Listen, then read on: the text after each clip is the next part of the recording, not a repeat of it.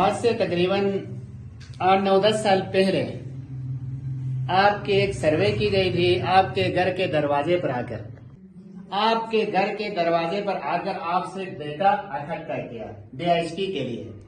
करके आप नया जो उस प्रोसेस का नाम क्या रखा है, NSER डायनामिक रजिस्ट्री। पहले आपकी BHP के साथ रजिस्ट्री 19, 20, 21 तक आपने इंतजार किया।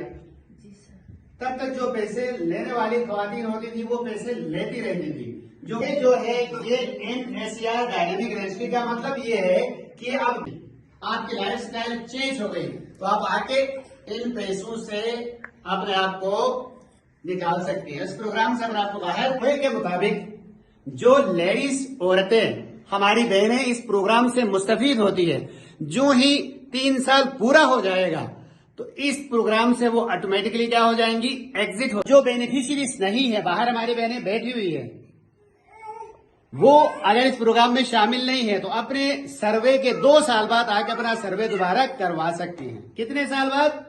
2 साल। ये 2 साल के दौरान अगर आपके घर में कोई तब्दीली नहीं आई तब है। अगर आपके घर में कोई तब्दीली आ जाती है, कोई बच्चा पैदा होता है या कोई और वाकया हो जाता है आपके घर के साथ, तो आप उसी दिन आके प्रोग्राम में आप शामिल होने की कोशिश कर सकते हैं। दूसरी बात, अगर आपके घर में कोई बच्चा पैदा होता है या बच्ची पैदा होती है या कोई फौत हो जाता है या कोई और तब्दीली आ जाती है, आपने आके दोबारा क्या करना है, लिखवाना है। 2 बातें हो गई ना, एक तो 3 साल पूरे होने पर, दूसरा कोई घर में बच्चा पैदा हो जाए या कोई ये जो कोई फौतगी हुई है तो बताएंगे इस तरह से। तो लिहाजा इस मेरे बेटे को BHP। अब बातें समझ आ गई? तो ये डायनामिक NSER डायनामिक एक्सप्रेशन में क्या है,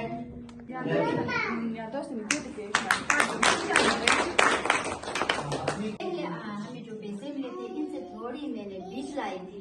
बीज ला के अपने वो किराए के मकान है इस पे थोड़ा सहन में मैंने सब्जी सलाद यासीन के जो हमारे अलग होते हैं, सब्जी सलाद अलग भी होते हैं सर, वो इधर आके मैंने किया। फिर उनका बीज तकरीबन 10,000 तक बिकते हैं। तकरीबन मैंने जमा काफी किया है, वो बीज अभी मैं बेचना स्टार्ट किया है।